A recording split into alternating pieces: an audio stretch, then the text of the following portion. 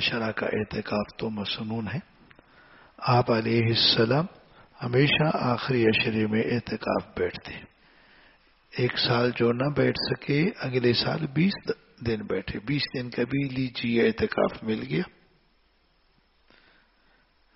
اب رمضان میں تو ویسے روزے ہوتے ہیں, بندہ مسجد کا بن جائے. پھر طالب جان ہماری تو پڑھائی جتنی بھی ہے وہ سب ہو ہی مسجد میں رہی ہے. گھر کی طاق اور انتظار کی بات نہ ہو. بس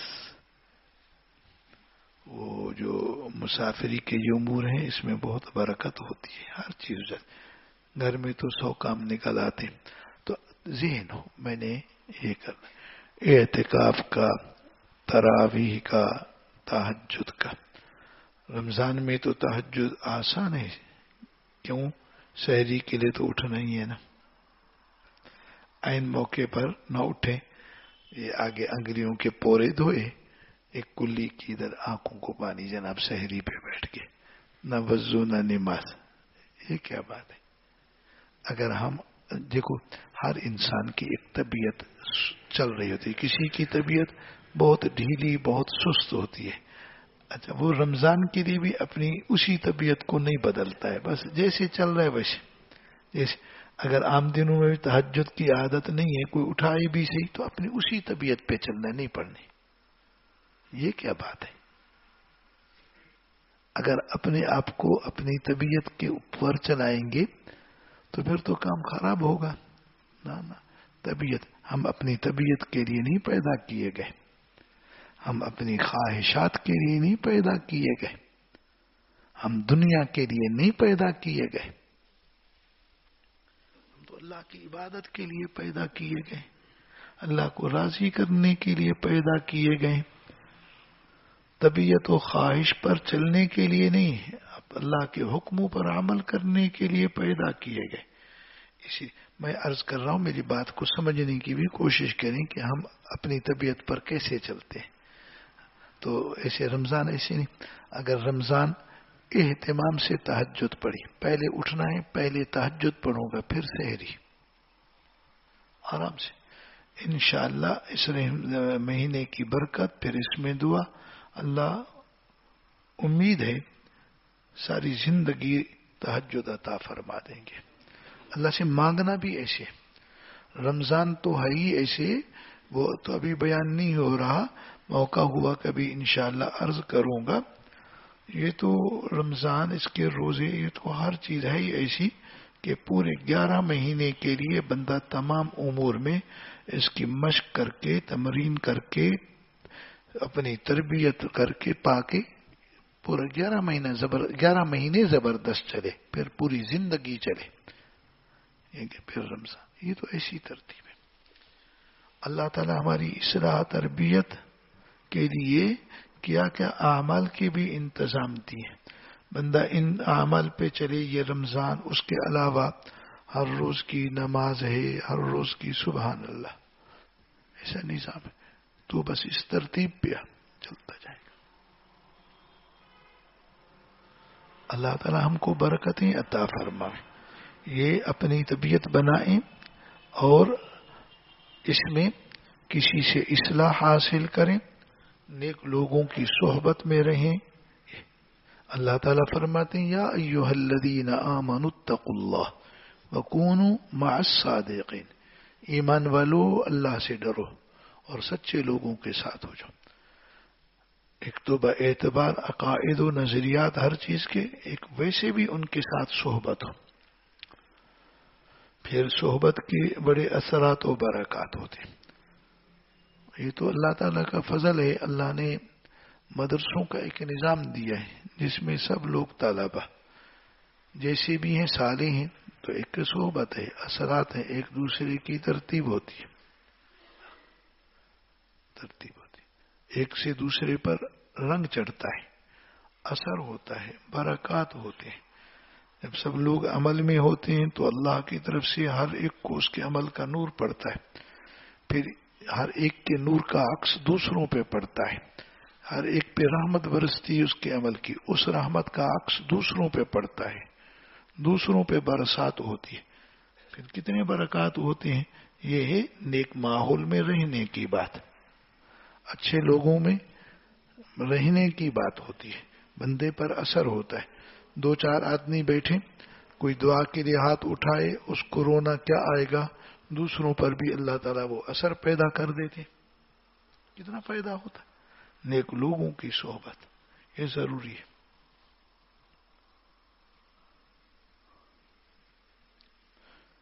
قرآن مجید میں سورت کہف میں اللہ تعالیٰ نے کتے کا ذکر کیا ہے. وَقَلْبُهُمْ بَاسِطٌ ذِرَاعَيْهِ بِالْوَسِيدِ. کسی مثال میں کتے کا نام نہیں ہے، ایک شخصی کتے کا ذکر ہے، پوری جنس کا نہیں، شخصی خاص کتے کا ذکر ہے جو اصحاب کہف کے ساتھ. اللہ نے ہمیشہ کے لیے اس کا تذکرہ قرآن میں رکھ دیا ہے، ہمیشہ کے لیے، ہمیشہ کے لیے. کس وجہ سے؟ کوئی چیز نہیں، صرف ایک بات، وہ اللہ کے نیک بندوں کے ساتھ چلتا جا رہا ہے. دیکھو چلتا چلتا چلتا چلتا، جہاں وہ غار میں بیٹھے، وہ غار کے دہانے اور دروازے پر بیٹھ گئے. ان کو تو نیند گہری آئی اور یہ کتا ویسے بیٹھ. اب اس کی کیا حالت، اس کا ذکر نہیں. نیک لوگوں کے ساتھ ہے، صرف یہ بات ہے. اور کیا بات تھی، اور کیا بات تھی؟ کوئی اس کی کسی اور عمل کا ذکر ہے کیا؟ اس کے ساتھ تھا بس. وہاں سے نیک لوگوں کے ساتھ رہنے کی وجہ سے کتے کا دائمی تذکرہ قرآن میں آ گیا. نیک لوگوں تو بھائیو، نیک لوگ تو نیک لوگ ہوتے ہیں، صالحین ہوتے ہیں، مگر صحیح صالحین ہو اصلی کو.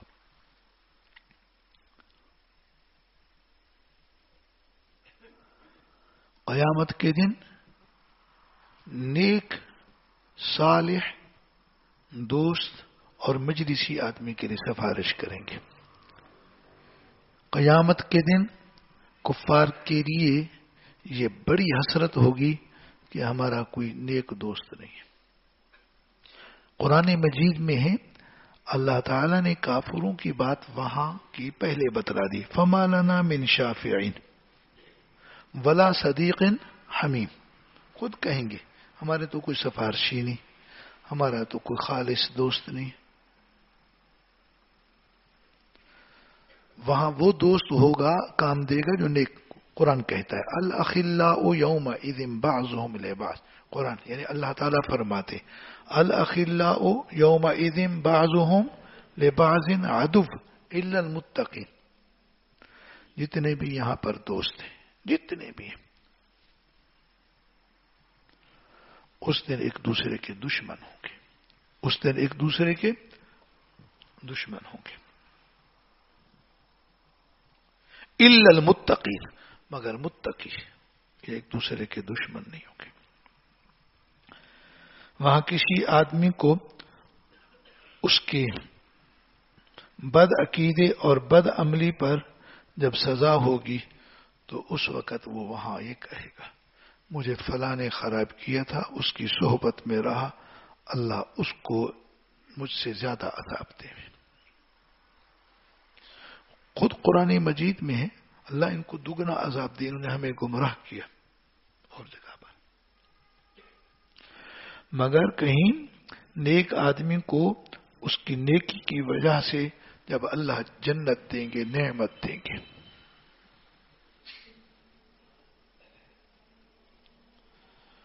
وہ دعا کرے گا فلاں میرا دوست تھا، وہ مجھے سمجھاتا تھا، اس کی اللہ اس کو جنت ہے. یہ صرف قیامت کے دن نہیں، مرنے کے بعد جب آدمی قبر میں پہنچتا ہے وہاں اس کے لیے عذاب. تو اپنے پیچھے بد دوست کے لیے یہ بد دعا کرتا ہے، اس کا انجام بھی ایسے، مجھے اس نے ایسے خراب کیا، مجھے غلط راہ پہ لگایا. نیک آدمی کے لیے جب وہاں پر ہوگی وہ دعا کرے گا اللہ فلاں نے مجھے اس راہ پہ لگایا، اچھی بات، دیکھا اس کو بھی ایسا بدلا دے.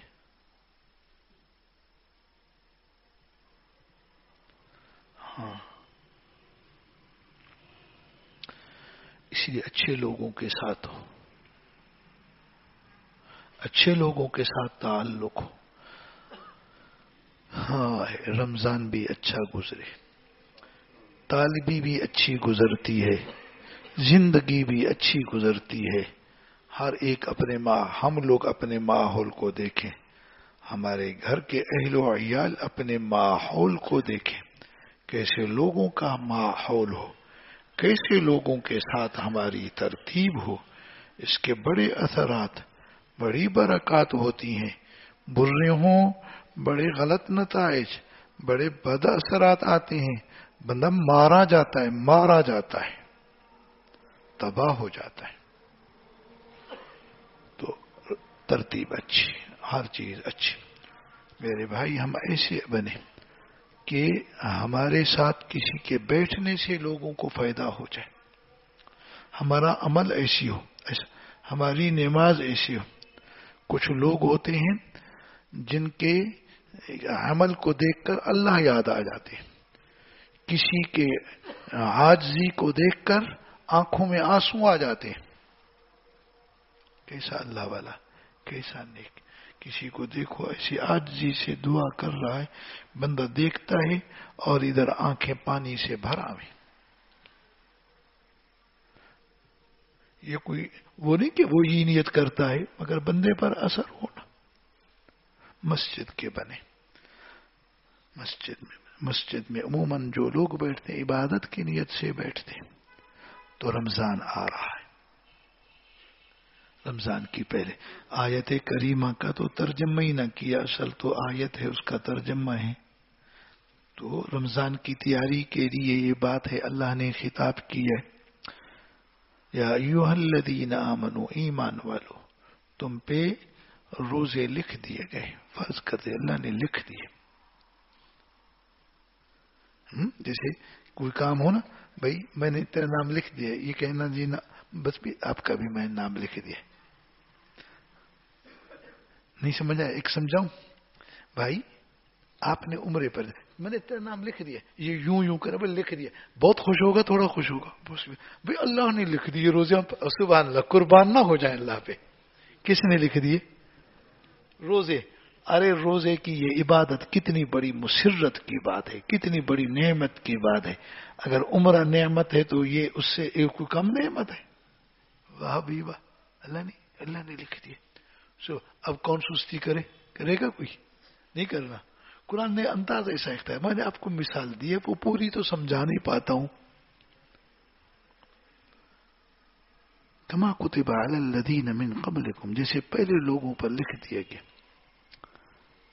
جب انہوں نے اس پہ عمل کیا کیا مقام پایا, لعلکم تتقون, شاید کہ تم متقی ہو جاؤ.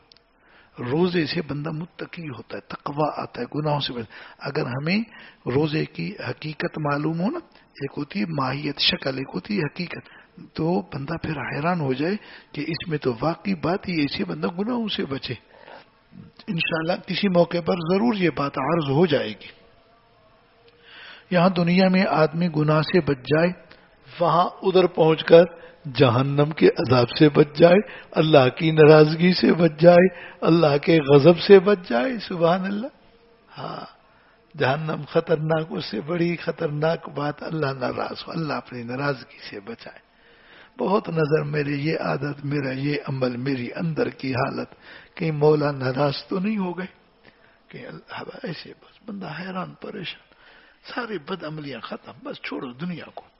دنیا ان کے طریقے پہ نہ چل لو, دنیا تو کم, ان کا طریقہ نہیں, چھوڑ دو. اللہ کہیں ناراض نہ ہو, جہنم کوئی ہم میں بھگتنے کی طاقت ہے. خشیت ہو, خوف ہو, اللہ کی رحمت میں رجا اور امید ہو, اسی طرح زندگی بسر کرنی, اسی کا لطف ہے, اسی کی لذت ہے, اسی کا مزہ ہے. یہ دنیا اور دنیا کی عیاشیاں, بے حیائیاں, بے دینیاں, موبائل کے اندر جو گند ہے وہ گند کی بات کر رہا ہوں. جو صحیح چیز ہے سو صحیح ہے, جو ضرورت ہے سو ضرورت ہے, مگر یہ ان سے دور رہیں. طبیعت کو اللہ سے مانگ, اللہ غلط چیزوں سے نفرت دے دے, طبیعت مانگ, اللہ سے مانگنا ہے. ابھی ہماری ان چیزوں میں طبیعت نا زیادہ گھسی ہوئی ہے. اب کہ اللہ ان سے نفرت دے دے، کراہت دے دے. نیکیوں میں کبھی بندے کی طبیعت نہیں لگتی، اللہ سے مانگ اللہ نیکی میں طبیعت لگ جائے، طبیعت لگ جائے، میری طبیعت بس شریعت کے تابع بنا دے، اسے مانگنا. تو رمضان آ رہا ہے، عجب مہینہ ہے، عبادتوں کا مہینہ، دعاؤں کا مہینہ، اللہ سے بخشش مانگنے کا مہینہ، اللہ رب العالمین کے ہاں سے مغفرتوں کی عطا کا مہینہ، ہر چیز کا سمندر ہے جو بہنے کو قریب ہے. ابھی رحمت کا، مغفرت کا، جہنم سے میرے اللہ کی اتنی رحمتیں بس ہم سمجھ ہی نہیں سکتے. اتنی رحمتوں کی برسات اور سمندر بہ پڑیں گے. پھر فائدہ تب ہوگا جب ماحول میں رہ کر یہ ساری چیزیں سارا وقت گزرتا رہے، پھر یہ اللہ سے مانگتا رہے، یہ گزرتا رہے، مزہ ہی آ جاوے. اور پھر بڑا مزہ یہ ہے کہ وہ قبول فرما کر راضی ہو جائے. ہاں یہ بھی تو ہے نا، بندہ کر لے پھر پتہ ہی نہیں کہ کیا ہے. امید تو بڑی کہ وہ وَهُوَ الَّذِي يَقْبَلُ التَّوْبَةَ، وہ اللہ تعالیٰ بہت قبول کرتا، سمیع ہے، سمیع کے سننے والے، قبول فرمانے والے. توبہ قبول فرماتے ہیں، عبادتوں کو قبول فرماتے ہیں.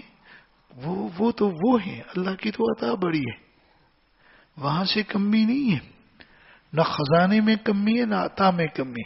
ایک ہوتا ہے بندے دل تو بڑا چاہے ہمارا لیکن ہے ہی نہیں. کبھی کبھی کوئی بچے کوئی کچھ دل چاہے اتنی بڑی چیز لیکن ہے ہی نہیں، کیا کرے پھر.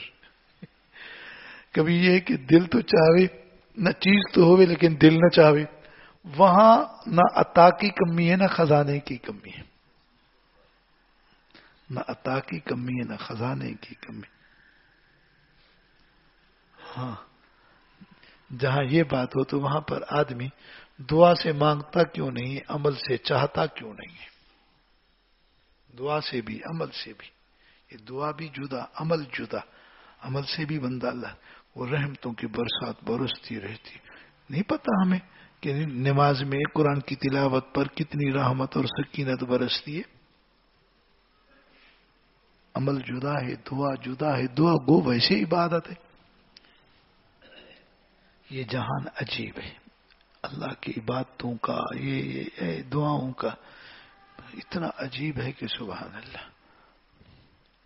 اللہ ہم کو عطا فرمائے.